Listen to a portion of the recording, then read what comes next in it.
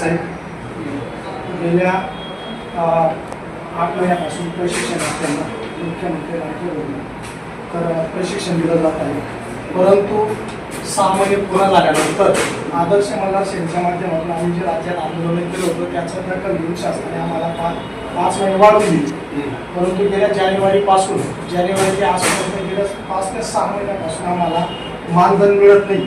कारण आमची एकच रिक्वेस्ट आहे शासनाला की आमचा मानधन तात्काळ देण्यात यावं. आणि दुसरी गोष्ट म्हणजे आम्ही 24 ऑगस्टच्या दिवशी आमची मुदत संपणार आहे.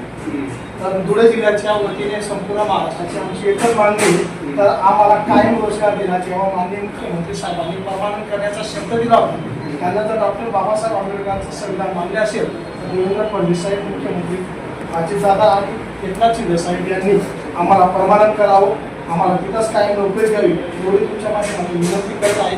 असं नाही झालं तर 25 ऑगस्टच्या दिवशी आदर्श मल्हार सेनेचे आमदार धुळे म्हणजे स्वतः आम्हाला उपोषण करतील आणि याला जबाबदार शासन नाही असं आम्हाला